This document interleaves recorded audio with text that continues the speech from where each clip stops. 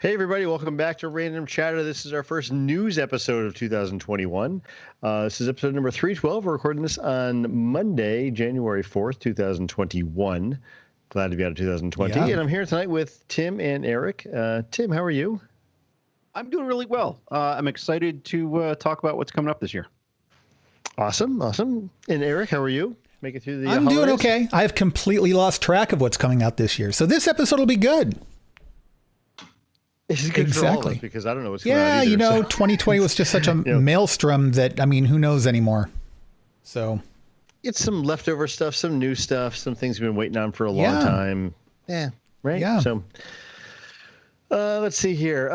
What do we have for announcements? We had our best of 2020 show that we did at the end of the year. Yes, that was a lot of fun. We had our picks for those things. Yep, we had a lot of fun doing that. That was awesome. A couple of new things started up on the network. We have Tim's new projects, MCU TV. Tim, tell us about that. Yeah, MCU TV is coming up. We're actually going to be recording the first episode Saturday morning. We're basically hitting all of the MCU content that is on Disney Plus and elsewhere if they put it up. Any place else if they do happen to sneak something into Hulu or whatnot. But obviously Disney Plus is going to be a huge focus. So just like we've been doing covering Mandalorian over on the Outer Rim, that's what we're going to be doing with MCU TV. And so we're starting Saturday morning covering actually the first two episodes of Marvel Studios Legends, which is doing a kind of profiles of Scarlet Witch and of Vision as kind of their warm up to what's coming out next week, which is WandaVision, the first episode. Nice. I'm looking forward to hearing the show, but I'm looking forward to seeing these new shows too. I don't know a lot about Wanda and Vision, so I'm excited to see how they play this. It looks really weird, the trailers, so I'm not sure what to expect. But hey, I'll go for the ride. I'm really excited for it because even though I think some of the impressions that the early trailers gave and kind of the description of it being like, quote, a sitcom type of thing, as the trailers went on, you really got to see how this whole thing was a construct of Wanda and kind of her psychoses and the stuff that we, started to see a few movies ago, and then it kind of continued to evolve. And then once Thanos killed the Vision, spoiler, then she really cracked. And this is not going to be a comedy. This is kind of there's going to be, I think, a lot of comedy. Oh, sure. But I think as time goes on through the episodes, it's going to get to be more and more of a psychological thriller. And this is supposed to basically be, from what we know, it's kind of the setup for multiverse stuff. Right. So this is setting up it's going to lead directly to Doctor Strange 2. But actually, even before Doctor Strange 2 comes out, we're going to see Spider-Man 3. And Spider-Man 3 is already, they're talking about this being a multiverse kind of thing. So we're going to see kind of the MCU shatter into what we've seen in the comics for such a long time. But it's going to be really interesting to see how they make that fit within the construct. Yeah, this is going to be kind of a throwback to the House of M storyline, right? At least the beginning of that story arc. That's the premise, right? Somewhat. At least in how it relates to Wanda. Yes. Yeah. I mean, the House of M in the comics was a lot about Magneto, which is what the M in House of M is and all that. The thing that initiated that storyline really is this, but instead of doing the House of M storyline, they're going to go off and do Marvel Cinematic Universe Phase 18 or whatever we're on now. Right. So, yeah, exactly. Where we've seen the MCU, sometimes because they didn't own rights to the characters or because just simply things coming from comic book pages don't translate 100% well to movies. So we saw things like Civil War become, adapted to the big screen in a completely different way. The premise was still the same, but the players were largely different, and really the story arc itself was very different. We've seen origin stories get changed of characters. It's all stuff that we're used to in the comic books. Right. don't dare do that in anything Star Wars related. But in comic books, we can do that because these, characters that get rebooted in comic books a gazillion times. No one ever dies in comic books, or at least permanently so. And so that's the fun of it. Mm-hmm. Well, very cool. Very cool. Speaking of Star Wars, Lou, we have some stuff coming up on Outer Rim. We've been talking about stuff coming out of room for a long time because we had a lot of stuff thrown at us last month. We did. From the Disney and you would think that it's all done now, but it's not, because not only do we have to go back and look at that investors call stuff again, but we also have to do the Disney Gallery. We also have to cover the High Republic launch party, I guess. I'm not sure what you would call it, but the launch event that was did today. You get a chance to watch I that did. Today? We live blogged it for the Discord server. Yeah. Yep. Nice. There was a lot of. I have to go back and check through that stuff. Yep. You do. And in a few hours, we're going to get the release of the first 2 books. And then next week we get the Marvel comic book series. And then a few weeks after that, we get the IDW comic book series. And they're saying there's going to be content coming out pretty much weekly the weekly is going to be because of the comic books, but they announced more books coming out this summer that they hadn't previously released. The one thing I did see on Instagram later on this afternoon was that this is one gigantic story, which is really kind of cool if they're tying everything together the way they it is one. So they were very clear to point out that these are each individual stories that are. When asked if you have to read them in a certain order, the answer was no. You should read all of them. But and publication order is probably going to be easiest for people, but they are all self-contained stories, but they are all following events going on. So these events will spill into, much like, the destruction of Alderaan might have spilled off into various different storylines.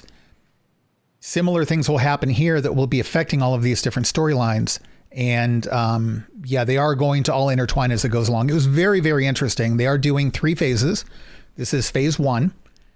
Phase 1 is going to continue into 2022. We'll cover all of this on the Outer Rim. Just get with us there. We're going to go over it. And then we also have to decide whether or not I'm going to spill the beans on things like what the Acolyte series is about and who might be returning to the Mandalorian for season 3. Public knowledge or is it rumor? Then no, it's rumor, but it's from the same sources that gave us all of the other rumors that were correct previously. So I'm banking on this. Okay. What else? I want to be surprised. Trailer breakdown's coming back, and we're going to be doing some more short form stuff on YouTube. So we've got a lot of stuff coming up. All good stuff for 2021. We hope so. If it's not good, just pretend we didn't do it. It's what I did growing up. It got me through. Very good. Very good. Well, shall we get right into the news then? We get some box office results.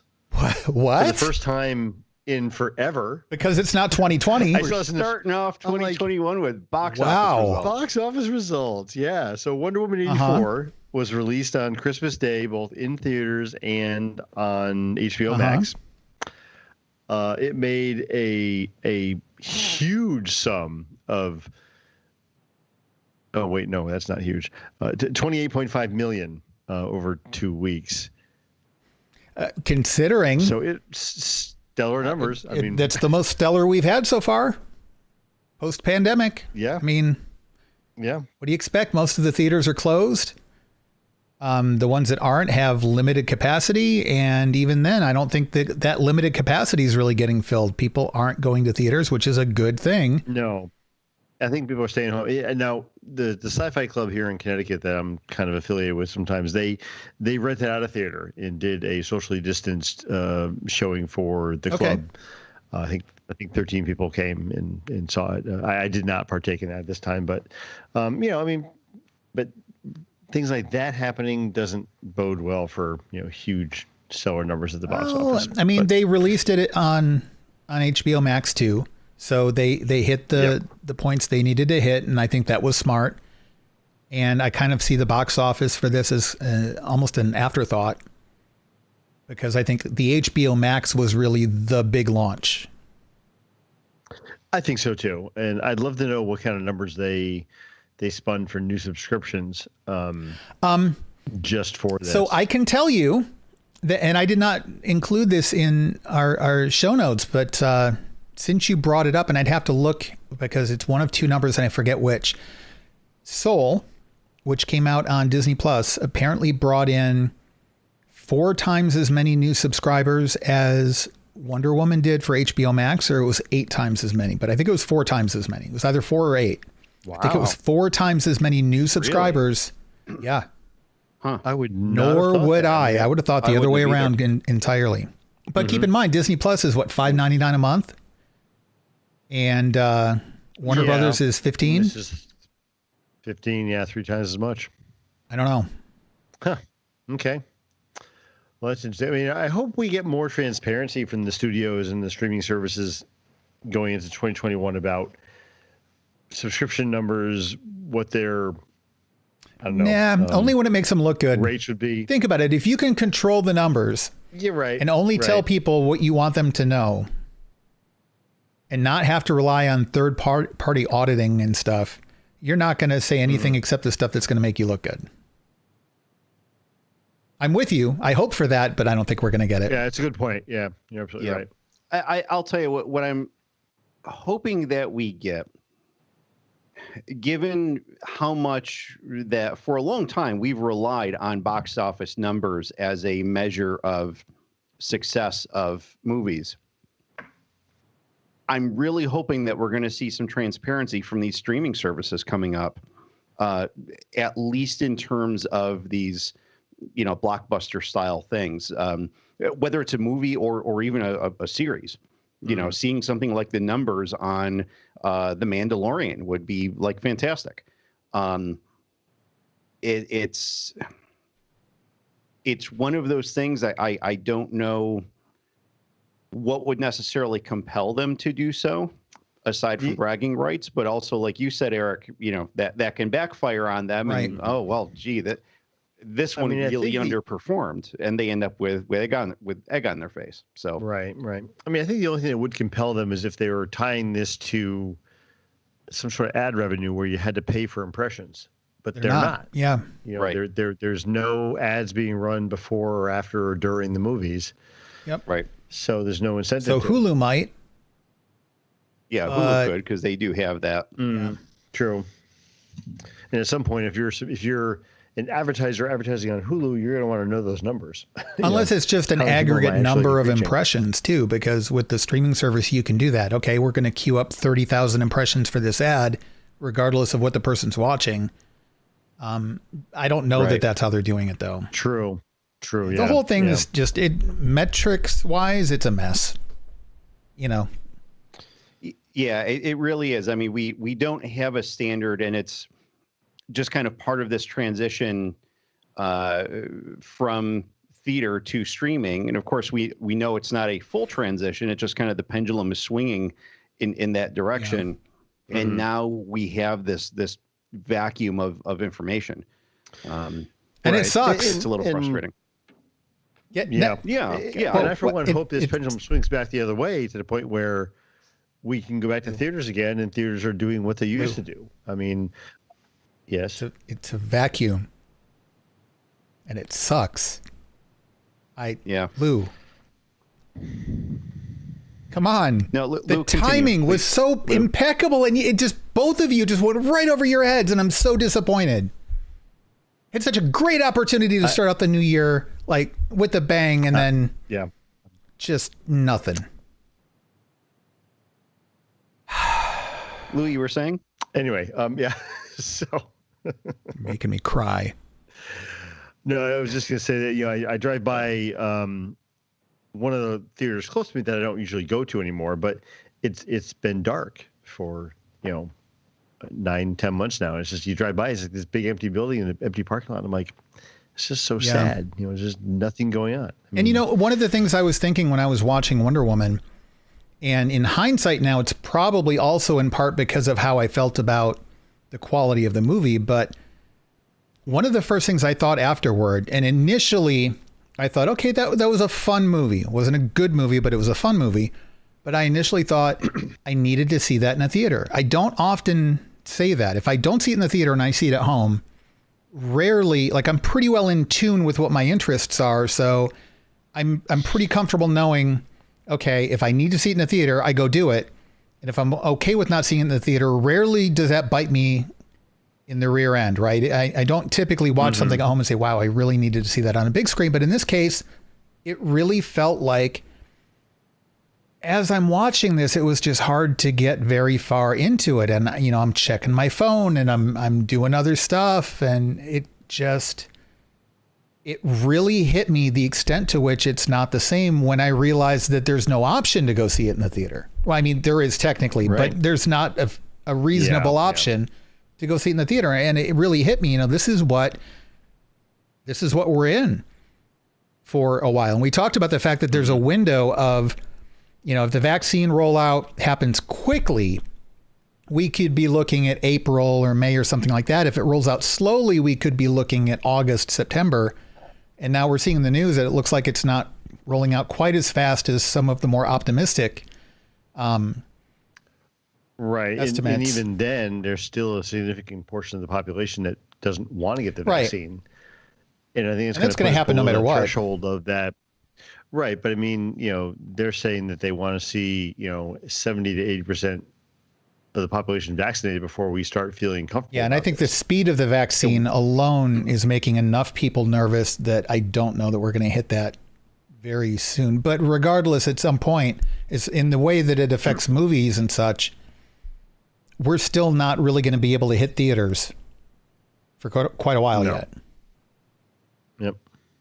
Yeah, I mean, if anything, I would be hopeful that, you know, maybe at some point in early summer or something, they will say, okay, you can open theaters, but you have to show evidence of having completed your vaccinations in order to get in. And I know that complicates things. And certainly some people are going to, you know, say that it has something to do with, you know, private information and all that other stuff. And to be completely honest, it doesn't, because you have a choice, and theaters are privately owned venues, and they can choose to admit people however they want to. Mm-hmm. So I see it being a mess one way or the other. I mean, I'm more than happy to show my membership card to say that, yep, hey, I got both my rounds of vaccination. Yeah. I want to go see the movie. You know, that's... It'll be a mess. We'll see. I think we got a ways to go before we get there. But well, speaking of things that were, back on hold again, I guess. This happened last night while we were recording other shows.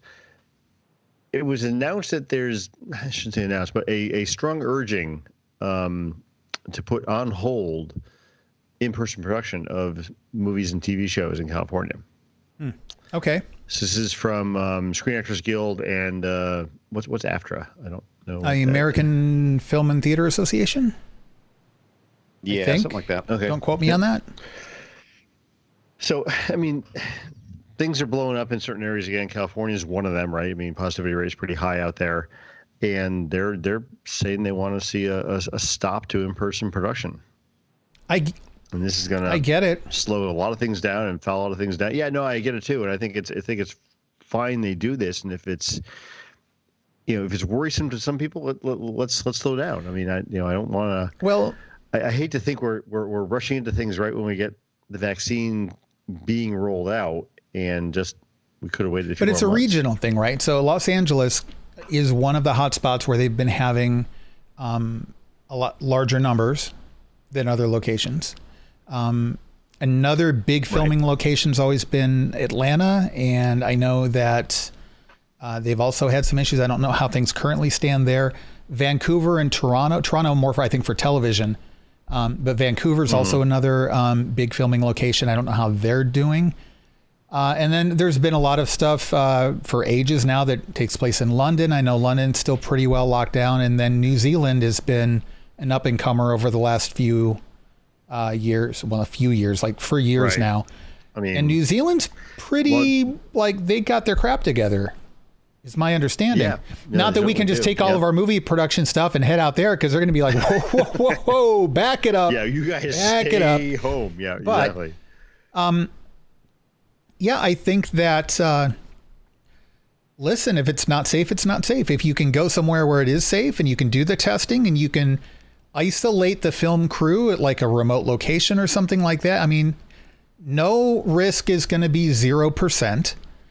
There is an acceptable threshold of mitigating that risk. And there are different professional opinions, because like my opinion doesn't count. Lou, your opinion doesn't count, but there are professional level opinions on where that threshold is reasonable. Yeah, I did not exclude Tim in that. Tim works in emergency management. I'm kidding. My opinion. Well, I'm not sure of the three of us, like, let me tell I you, the dabble a last little time bit, the governor called and asked my opinion. well, you it know, didn't happen. but my point is that there is a point at which you can't eliminate the risk, you can only mitigate it, but you really need to mitigate it. And if you can't mitigate it past a certain point, then the risk is still substantial enough that it's just not safe. So, Right. hey, you know, I hate to say it, but it's entertainment. Okay. It's not saving lives. It's not healthcare. It's not, I mean, it's not even like technology or anything like that. It's the entertainment industry, which is important. And from a mental health point of view, does have a beneficial effect, in theory, on the overall larger community. Escapism, when not abused, does have mental health benefits. Okay. Mm-hmm. But yeah, I'm okay with this. Like, I'm disappointed. I don't want it to be the case. But again, things are the way they are. And if this is what needs to happen, then, you know, yeah, sorry.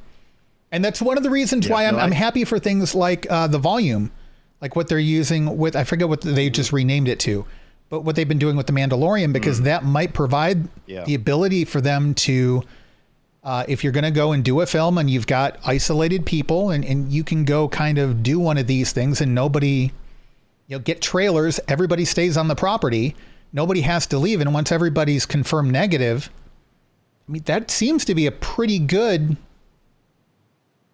tactic, and you can still continue production. And then post-production and stuff, I know a lot of stuff is being done at home. Animation, right? A lot of that's being done remotely or at home. I don't know. Yeah, I mean, so long as people are doing what they're supposed to be doing, both in terms of their behavior as well as the rigorous testing and all that kind of stuff, a lot of these sets seem to be operating pretty well. Yeah. Mm-hmm. Well, thanks to Tom Cruise, you know, because listen, you don't want Tom Cruise coming after you. I don't know if you guys actually heard the audio from that. You don't want Tom Cruise upset with you. Let me tell you. Oh, geez. Yep. Well, and so, you know, friend of the show over at Guardians of the MCU, she was, she's worked as both crew and stand-in for cast members for several different MCU movies and such. And they just wrapped Loki about 6 weeks ago or so. And, you know, she said it was very rigorous on that set. Truly, they were testing every other day. Several sets are. That whole, you know, the whole bubble concept that they created there was pretty tight. And it was good. She said, you know, basically everyone behaved themselves. Everyone wore masks, and, you know, even the actors were wearing masks until they got to the point of having to actually get in front of the camera. So, yeah, no, it makes sense. And I think that bubble concept makes a lot of sense for a lot of things. And that's why I'm a little bit surprised you're seeing things like what the NBA is doing their season now without a bubble. They did last season with a bubble, and it worked pretty well for them. Now it's like, yeah, okay, throw caution in the window, let's do our own thing. Really? I'm like, okay, how's that going to work for you? Yeah, they're traveling city to city and doing the regular NBA season, which doesn't make sense to me, but you know, maybe I don't know. You know, I get that everybody's exhausted with this whole thing, because, you know, I am too. Very exhausted with all. Oh, yeah. I have to wear a mask. You guys complaining about like wearing a mask and stuff going into Walmart and stuff. I wear a mask 13 hours a day at work. Yeah, me too. With gloves and like having to sanitize everything every couple of hours. Like, I'm done with this. But I mean, I'm not wearing the gloves, but I'm wearing a mask. Yeah. 8-10 hours a day at work. It sucks. It gets old. When it's you tiring. look at the numbers and the graphs just are climbing almost straight up. This is worse than the summer. It was worse than the spring. This is the worst time to relax. I mean, I'm not hoping for this, but I'm actually surprised that we're not in more of a state of lockdown now.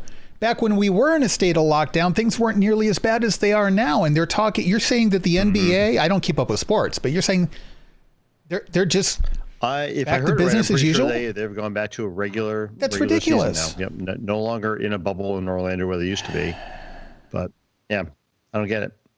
And and I've said it to people I work with. I'm like, I don't understand the process. And if I get COVID now, when I think we're this close to being able to get vaccinated, I'm like, I'm going to be pissed. It's like I've been good for so long. I've been trying to do the right thing. I'm like, if this happens now to me, I'm gonna be really bummed. So Fetmatic in the chat room said the NBA is fine. Their testing is better than the NFL. Now that might be a valid point, but I'm going to say something. And this, I apologize. This is not directed at you, Fetmatic.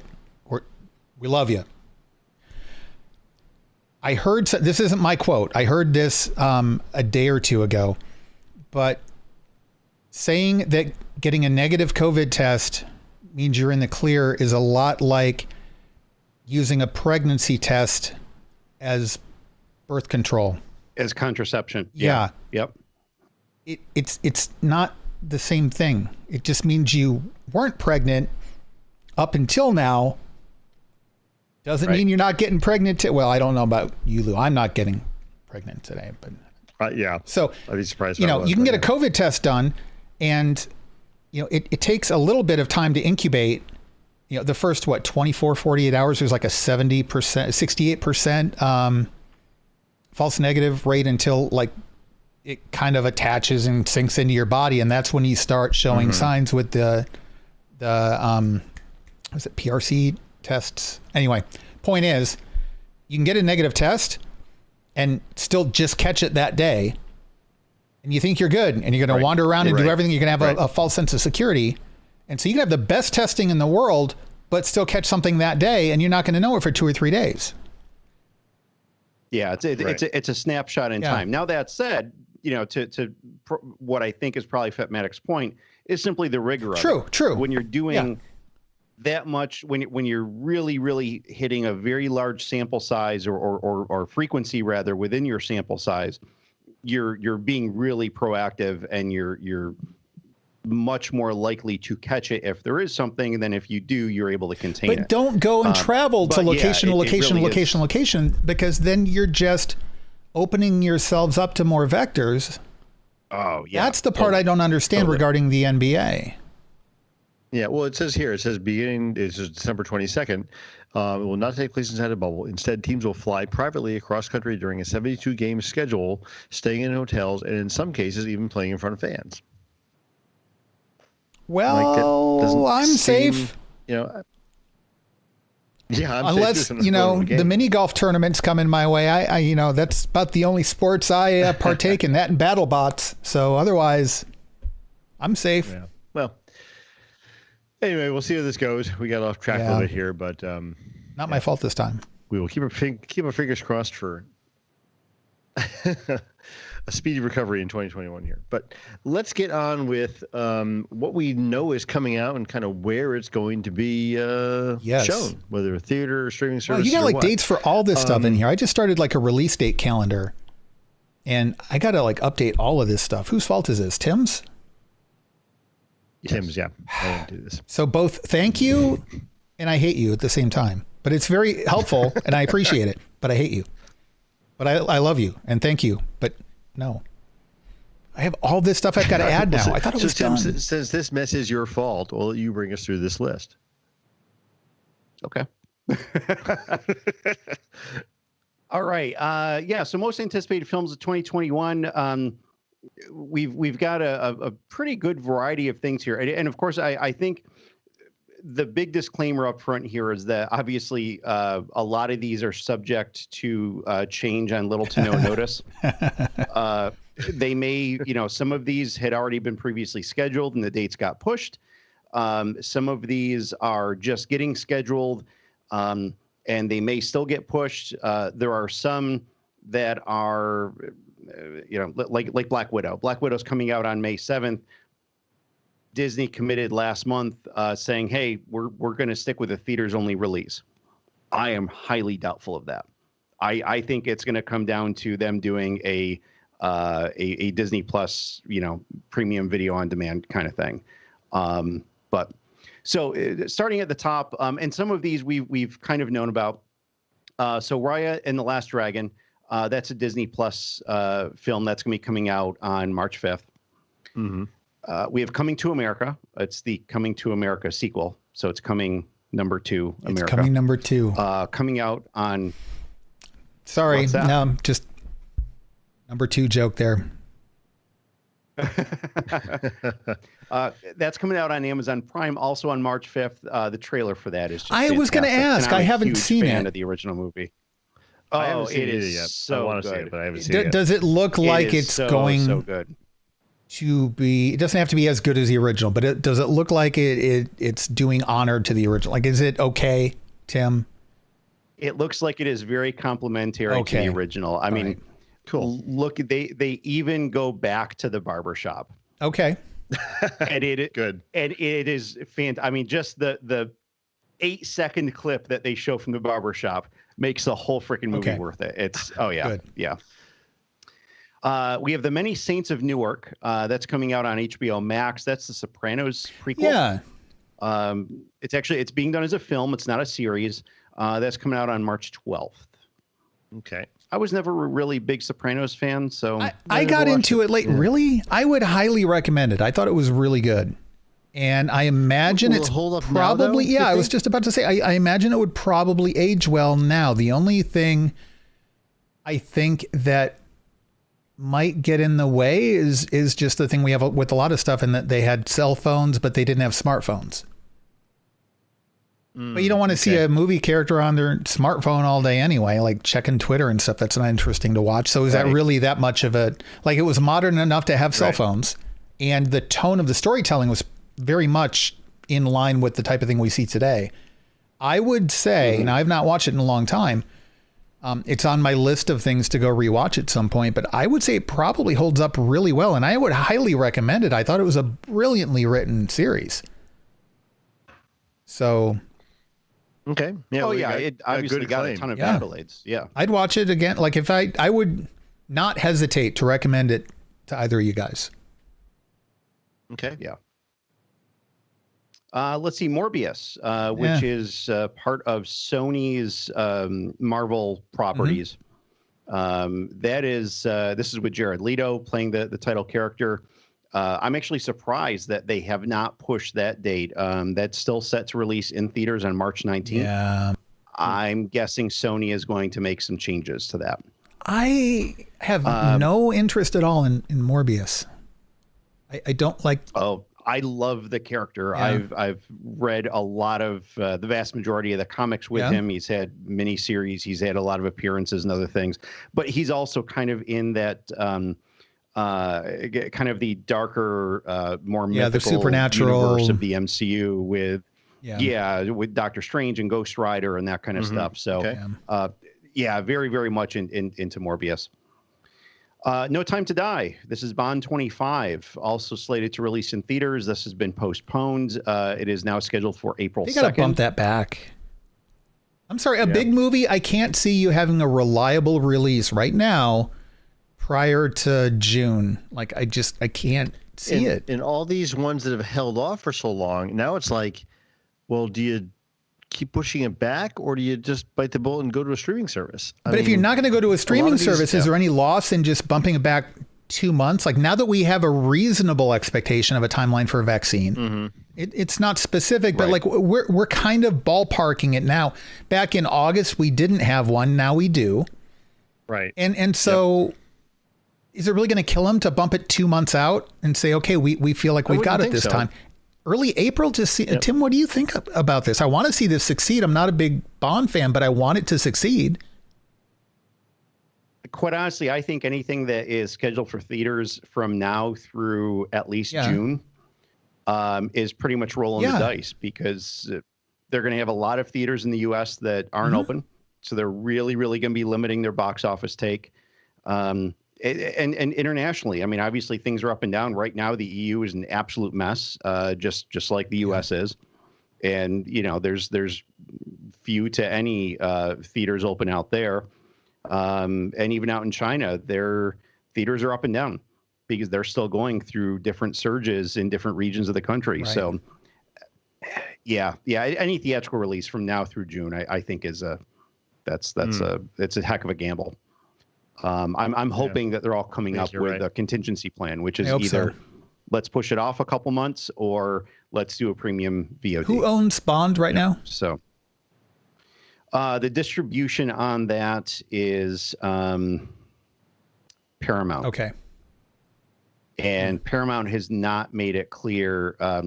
Paramount hasn't said anything earlier. So like there's a handful of films that in their releases that as I go through them, I'm going to say, hey, it's coming out in theaters and probably something else because they're Universal films. And Universal came out a few months ago and said, we are going to do day and date simultaneous releases of films in theaters and on video on demand. Yeah. And HBO Max.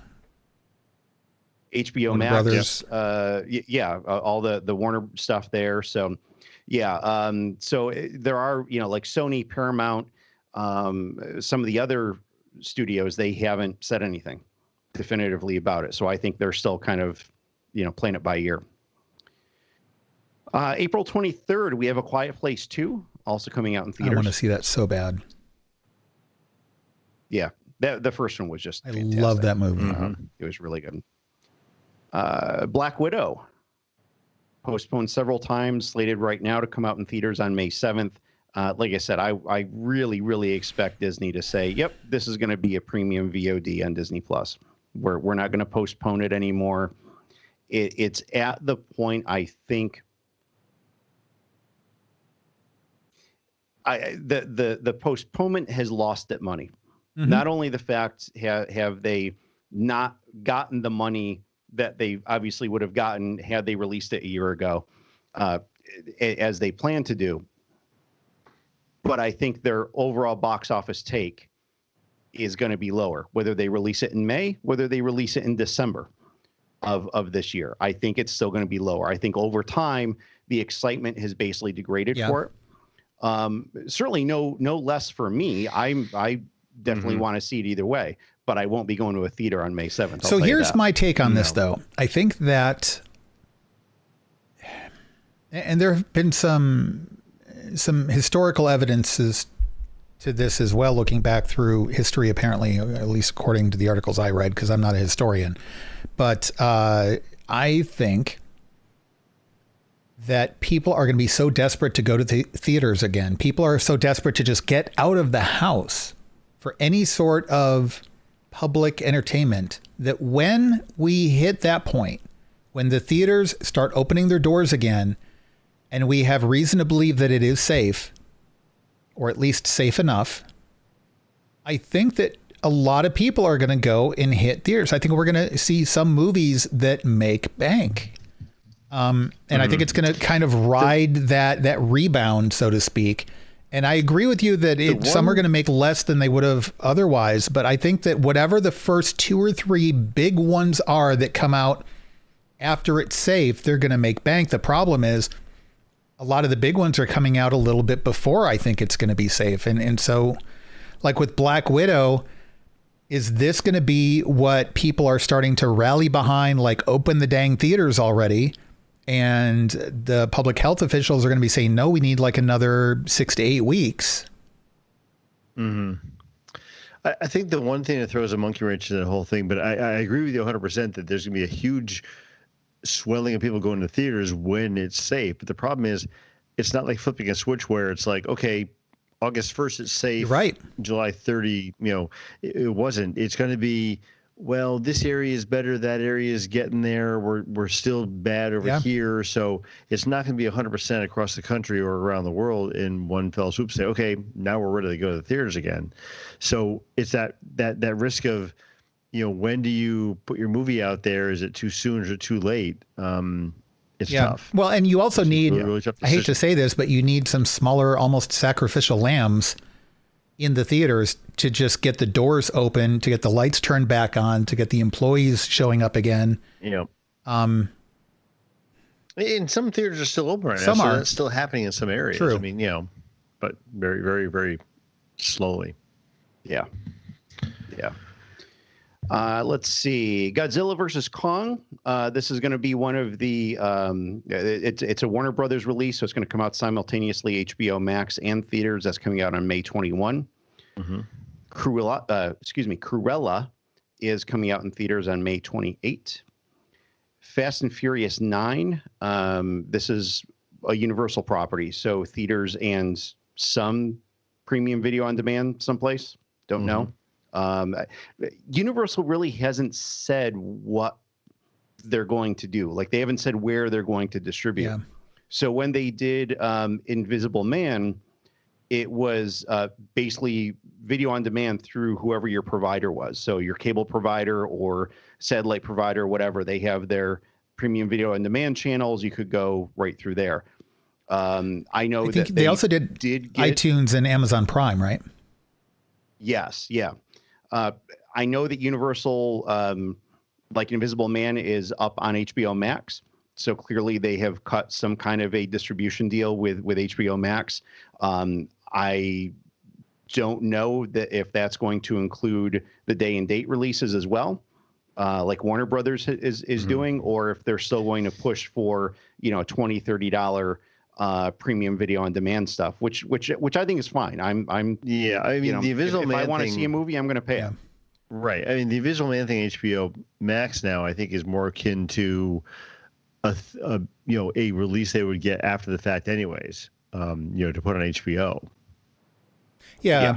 6 months after it was released. That's kind of what I equate that to now. I don't think it's a Most big deal likely. for them, It's just a matter of when that window of time is open. And there are some other studios too. I think Sony is another one that doesn't have their own streaming service.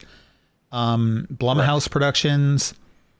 I don't think they're tied to any particular distribution house. So I think that they're kind of open. And they're actually saying that these studios that don't have some of these distribution networks are actually primed to do pretty well in 2021 because they can actually take their movie and sell it to whoever. Right. Like, hey, Disney Plus, you want the Spider-Man 3 movie that Sony's making?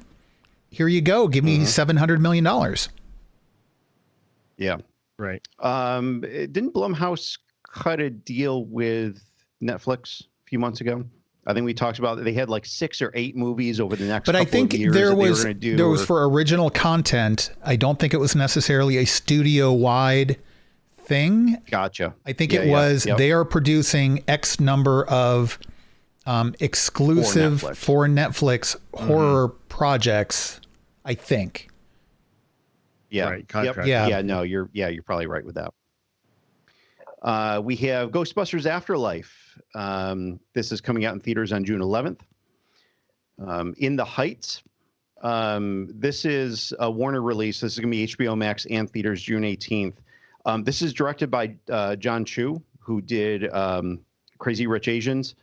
And it's being produced by Lin-Manuel Miranda. Who also wrote it and wrote all the music in it and performed in the original. So this is expected to be really, really big. Yeah. June 25th, we have another Sony Marvel release. This is the Venom sequel, Let There Be Carnage. July 2nd, we have Minions, The Rise of Gru. That's a Universal release, so theaters and whatever video on demand. Also on July 2nd, we have Top Gun Maverick coming out in theaters. Mm-hmm. So help me. If this is the big movie that saves the box office, I'm going to be so pissed because I'm never going to hear the end of it.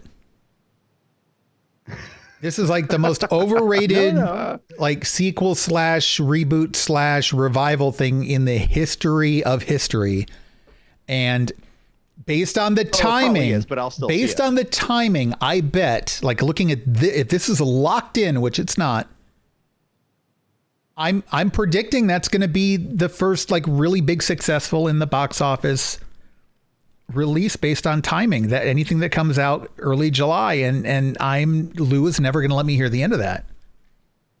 No, I will. I will not rub that in your face. I still think it's too early. I mean, this is the weekend that starts traditional summer movies, but I think July is just too soon. I agree. I mean, I'm thinking Tim's 2027 right. is a good time for Top Gun.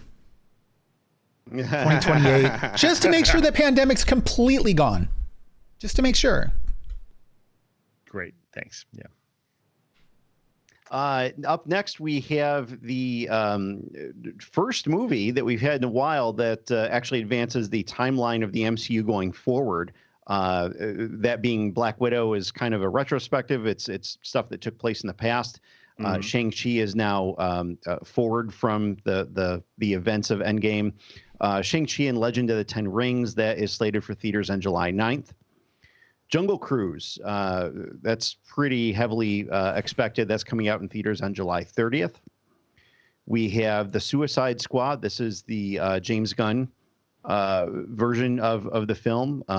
That's a Warner production, so coming out in theaters and HBO Max on August 6th. Dune. We've been talking about Dune here over the last couple of months with some of the information they've been putting out.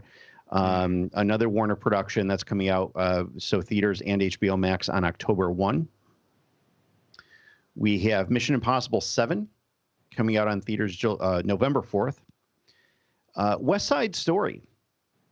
This is a film that's being done by Steven Spielberg. And for such a prolific musical to be turned into a movie being done by Spielberg, even though it's kind of not our typical audience, that's why I included it in this list, because I think it's going to do some serious box office tell damage. Robin no right now. We are not covering it on Movie Chatter. No. We have Spider-Man 3, the yet to be named sequel here, coming out in theaters on December 17th. That is a Sony production, but that is done very closely in cooperation with Marvel Studios. So they kind of both get some credit for that, because that is part of the MCU. And then lastly, the Matrix 4, also a Warner production, so theaters and HBO Max on December 22nd. We kind of... So those are the highlights. Yeah, we kind of glossed over some of those. I'm kind of curious what, like, your big picks are. Not Pixar. What are your big picks for the first half of the year through June? And then what are your big picks for the second half of the year? Or things that maybe you think are going to be big flops? Like anything, let's take the first half. Anything that stands out to you guys? I mean, obviously, I know we're all looking forward to Black Widow. We're all big MCU fans. Mm-hmm. Anything else that you guys personally that's on your radar that you're looking forward to? You hope it's going to do well. You hope maybe it gets delayed so it does better. You hope it hits some theater. Like anything that's really a focus for you? Well, I mean, for me, if we're talking anything box office, again, the first half of the year, I'm just going to right. And that's why I'm splitting it in half. We're basically looking. Yeah, let's just focus on like what the content, what is it you want to see for the first half? And then we'll look at, let's pretend everything's good for the box office for the second half. So for the first half, Tim. Content-wise, first half, Coming to America, I think it's going to be awesome. Morbius, I really like the character, and if they do the story right, I think it's going to work real well. No Time to Die, Bond 25, that's pretty much a given. Quiet Place 2 and Black Widow, those are the big things for the first half. I'm hopeful that the Venom sequel is going to be good. I have some concerns. I think that Sony is moving too fast with that. You know, Carnage should have been kind of their big bad, and they should have taken several films to warm up to that. So that's my concern. Okay. With that, so that brings us to June. So that's the first half. Lou, what about you? I mean, I think I'm in the same boat with Tim. I think the ones he picked out are the ones I really want to see. I mean, Bond, obviously, Black Widow. Those are two biggies for me. I mean, Coming to America, it's on Prime, so yeah, I'll definitely see that. But yeah, I have little confidence in what's going to be in the theaters though for these first half of the year. Yeah. Though. That's a big A lot of these for me. And I have the same concerns Tim does with Venom. I did not like the first Venom movie. Yeah, I felt it was like a really, really, really good early 90s movie. Yeah, okay. Came out in like the late 2000s. Like it was very much fine. See, I enjoyed it, and I know I enjoyed it more than a lot of other people did. I love the effects. The effects were far better than the Spider-Man the effects are good. in the Spider-Man films. The effects weren't 90s. It was the writing. Yeah, the story itself was lacking. Yeah, and I like the humor that was in it. Mm-hmm. The story itself was pretty weak. I definitely give it that. I think the first act was good, and then it kind of started to decline after that. I love the character of Venom. I think that is. Yeah. I love that character. But to be fair, too, though, in the comics and on screen, I know my personal expectations were set really low, and it did exceed my expectations. So I'm not complaining. Well, that's good. I mean, I was happy with it. It's just like when you're comparing it to the MCU stuff, or even the Spider-Man stuff from Sony, the recent ones, I don't think it was that good, but I did enjoy it. Like I enjoyed it. I'm hopeful that the second Venom movie does well, but again, I share your concerns on that. And there's a lot of these that I would be perfectly willing to see at home. Coming to America, I'd be fine seeing that at home. I'm interested in The Heights. I don't like musicals. For me to like Hamilton as much as I did was a shocker. And I think I will probably like In the Heights, but I can watch that at home.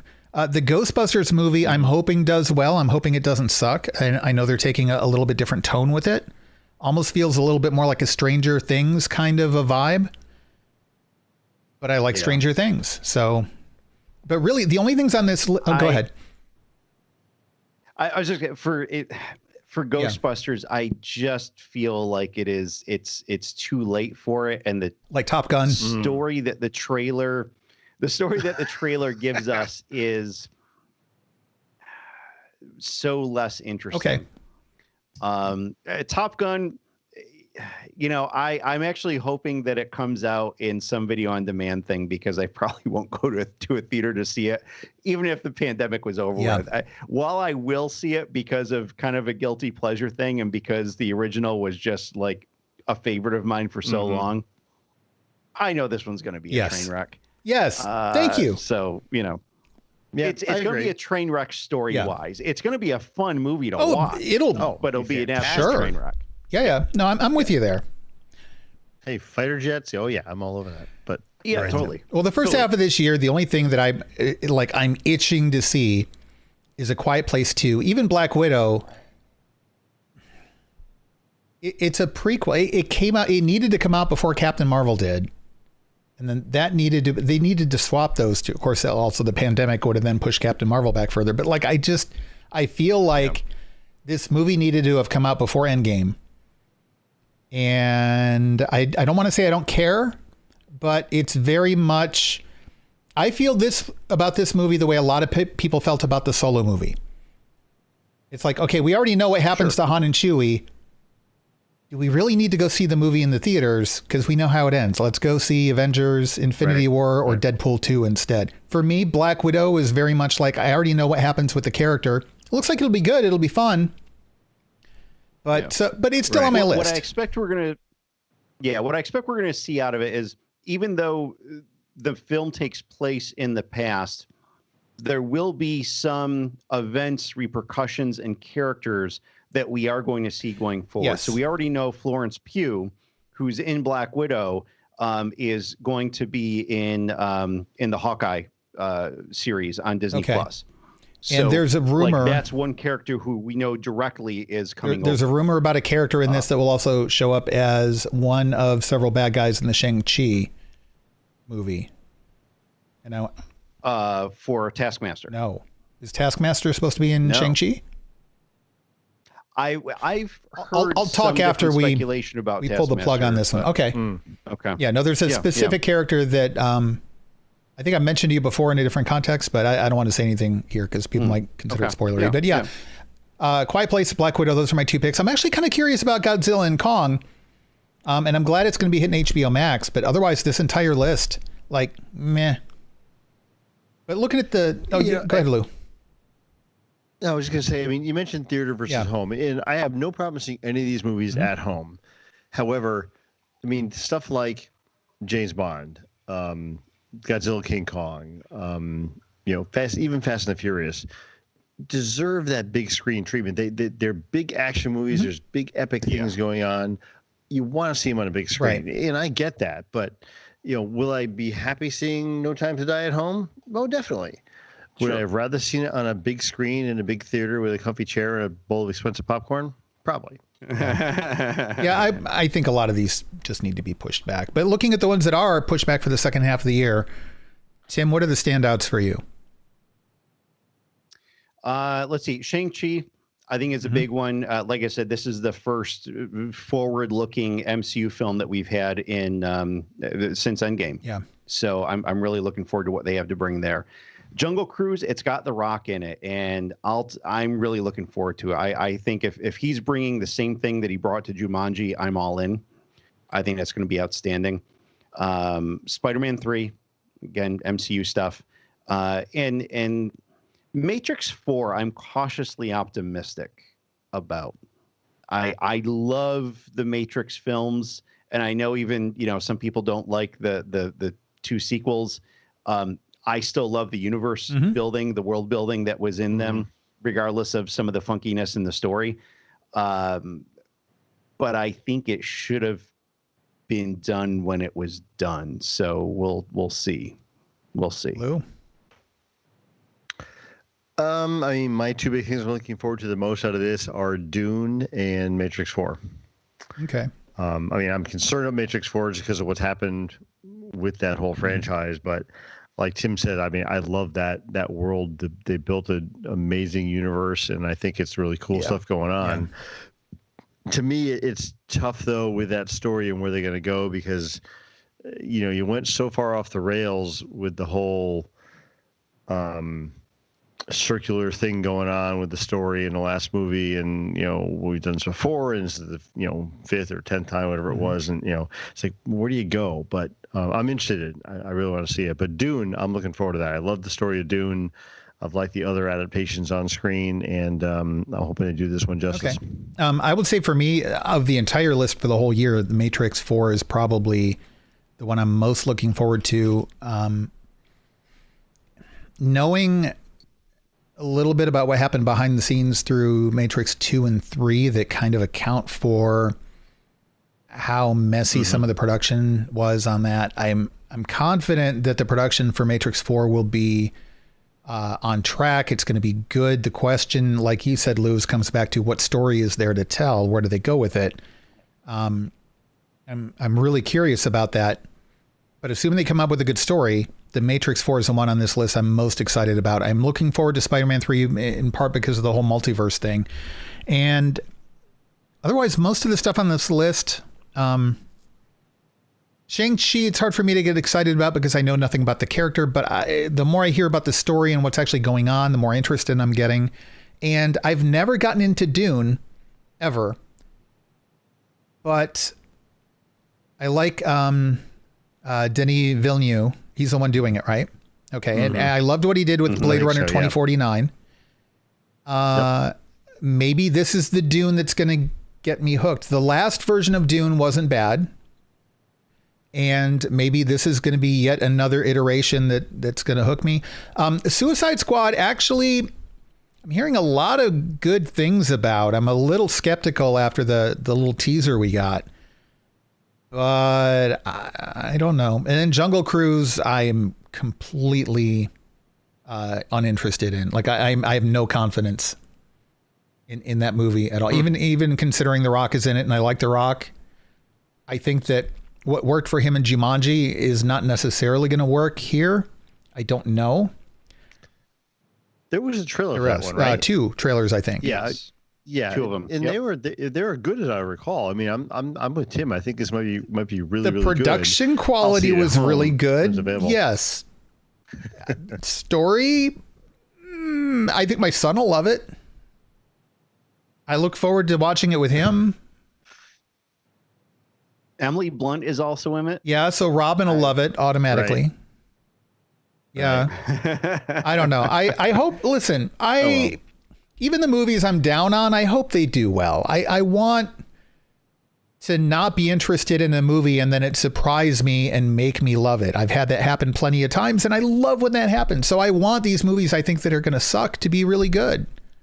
I want that. But sure. I mean, of this entire list, honestly, A Quiet Place 2, in no particular order, and The Matrix, and probably Spider-Man 3 are my top 3 picks that I'm looking forward to the most. And I don't think A Quiet Place 2 is going to be as good as the first one, but I'm really curious as to what they're going to do with it.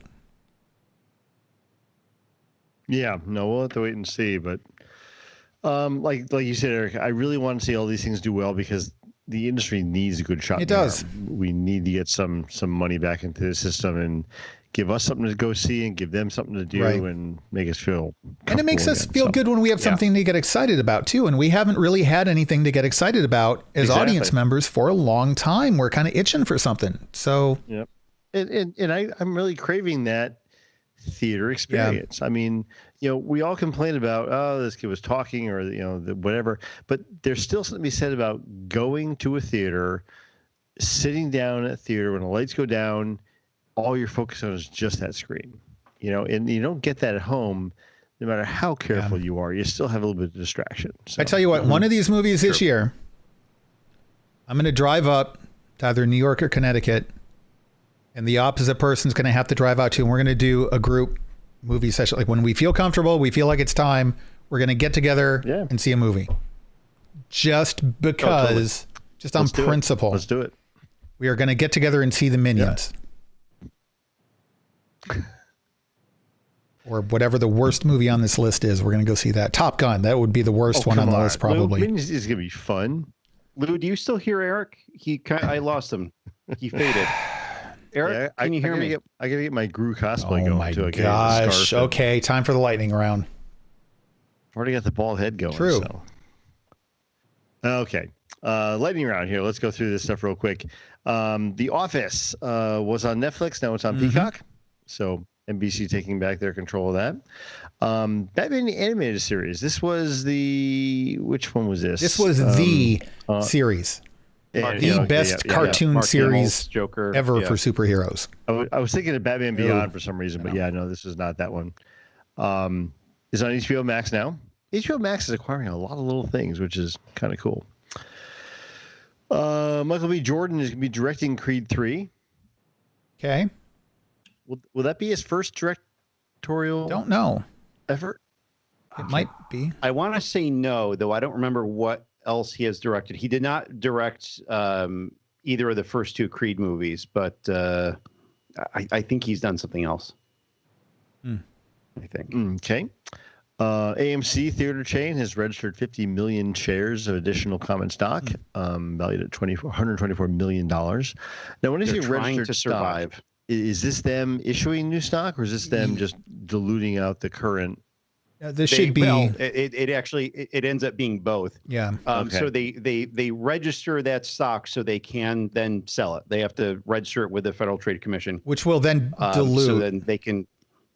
Yeah. So it will dilute, but it gets them capital right away. Right. Because they can sell it. And, Yeah. So that value, it's the value at 124 million. That's based on what the selling price of each share is going to be. And that's basically them trying to survive the pandemic. If they survive, they need cash. I'd buy this stock. I mean, they traditionally, even in recessions and stuff, it's a recession-proof industry. This is the first time that the whole industry has just really been hit. I mean, theaters have been kind of struggling, but AMC's been doing okay, and they've been very, I don't know. My understanding is they've been financially stable. I don't know. This seems smart of them, and I hope it works well. DC Films is now going to be doing 6 titles per year. Okay. Seems a bit ambitious. I read this the other day when you guys had posted this here, but they were talking about was it 4 and 2? What was the breakdown of what they were doing? It was four titles that pertain to. I think it's something. Now, else. does this include animated films? They did not give a whole lot of detail in this. So they're taking the Lucasfilm approach. Well, and that is exactly that was my thought when I first read this article. Like, oh, so they're doing a Lucasfilm thing, which they're probably going to end up going back on. 6 titles per year. Okay, for how many years? What are they? I mean, so this is DC. So the context of what we're talking like Batman types of right. movies. We know that there are some that are already coming up, like the Batman, Flash. Right. Yeah, we have Flash. We have, later this year, we had mentioned the Suicide Squad. I don't know if that's included in those 6 per year because they also didn't say when that's going to start. Is that starting next year? Is it starting this year? Well, so the article we have linked just to made a statement. Exactly. With the article of Entertainment Weekly that you link to here says they're looking to do up to 4 superhero movies per year with 2 additional films for HBO Max. Oh, so 4 theatrical. Up to 4, which means could be just 2 for all that matters. It says, noting the most expensive movies will be in the theaters and less costly titles going to HBO Max. I'm guessing we're going to see the 2 streaming ones probably be animated. Could be. It says this will start in 2022. Okay. So we'll see how they fare by getting their ducks in a row for next year. Yeah. Tim, you wrote these notes, right? I wrote most of them, but I did not write these last 2. Oh, 3. So I'm just wondering. I mean, this is huge news. I don't know why you buried this lead, Tim. That, some TV production and streaming stuff will be delayed due to coronavirus.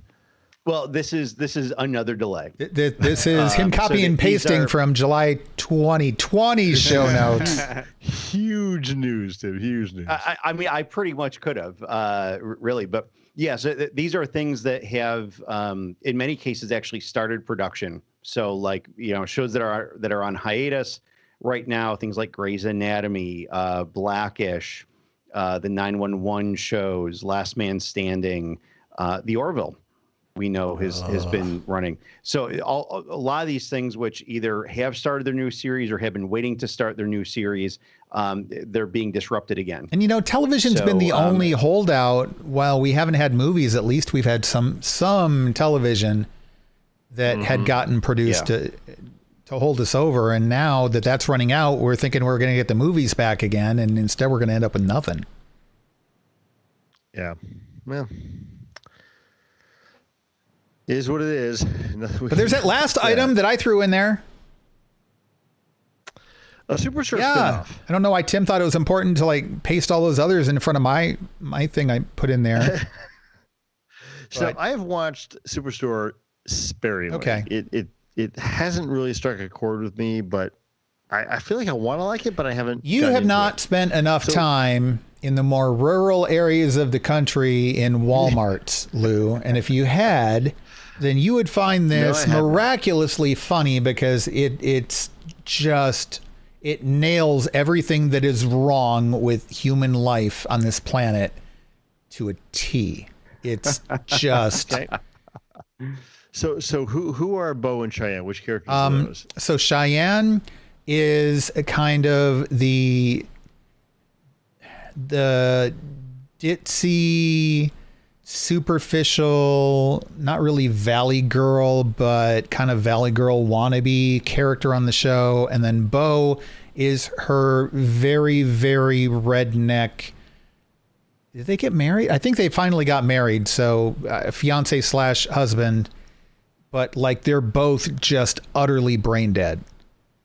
And I don't know. This might not get anywhere, but Superstore is a pretty decent show. I mean, for the sitcoms that are currently on the air, it's good. It's gotten pretty good critical acclaim. It's popular, and I think with good reason. If you're into sitcoms, then it's good. If you're not into sitcoms, it's okay. Sure. Okay. Well, that brings the end of our 2021 preview show. Yay. There it is. We'll see how it fares. We should revisit this. None of this June. Calendar here is going to look this way. and see where we're at. Yeah. Like I said, subject to change on very little notice. Exactly. Check back next week. Yeah. Well, Eric, why don't you take us out? All right. Well, speaking of checking back next week, you should come watch the live stream that we do on Sunday nights for Echo Base and Random Chatter. We start that at 8 p.m. Eastern Time, which is 5 p.m. Pacific, I believe. We also alternate between Tuesdays and Thursdays for live recordings of Movie Chatter. We're going to be doing Tuesday, that's tomorrow night this week, covering Wonder Woman 84. So be sure to tune in for that train wreck. Wow. We're also, now that the holiday hiatus is over, we are coming back with The Outer Rim. We already mentioned some of the other shows that are going to be coming very soon. So, stay tuned. The best way to find out what's going on with those would be either to go to randomchatter.com/YouTube, hit the subscribe button and the little notification button down there, and you'll get notified when we go live with new shows or when new shows get uploaded. Or you can also join our Discord community. Go to randomchatter.com/Discord. It's free to join. The app is free if you're not already using Discord. We've got channels in there for each one of the shows on the network, and there's a lot of discussion going on there. So it's a great place to hang out and talk with other audience members like yourself. And it's a lot of fun. It's one of the first things I check when I wake up in the mornings usually. And so there, you can also get notifications of when we go live and when we have new episodes posted. Now, if you're interested in the audio podcasts, go to randomchatter.com and they're all right there on the website. You can click buttons to subscribe to any of them. You can search for Random Chatter Network in whatever podcast app that you use. I almost said podcatcher, but I guess that's an antiquated term now. I'm old. What can I say? Is that it? Oh, support the network. Yeah, go to randomchatter.com/Patreon. You actually get access to additional stuff in Discord if you become a member of the Random Chatter Network, which is only $1 a month. So that's a great deal. There's a lot of extra content in there. More. Or more. Yeah, there are other benefits. Yeah. In fact, one of the benefits that we do for the bonus and premium levels during season 2 of The Mandalorian had been kind of we would do a watch together and kind of talk along with it, almost like an audio commentary. So when you went to watch The Mandalorian, if you wanted to watch it a second time, you could queue up our audio, hit play on the video at the same time we cue you to in the audio, and you can listen along with us as we all watch it together. Tim, you're going to be doing that for the upcoming Marvel shows too, right? Yeah, we're hoping to do that with as many of them as we can.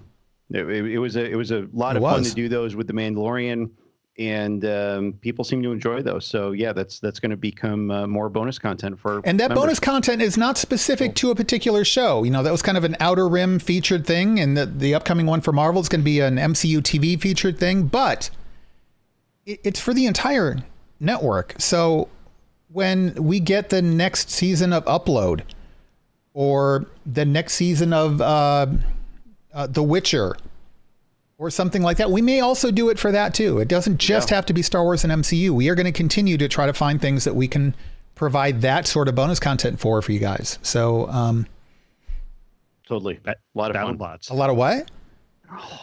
If we did it for battle bots, it would just be me like yelling most of the time.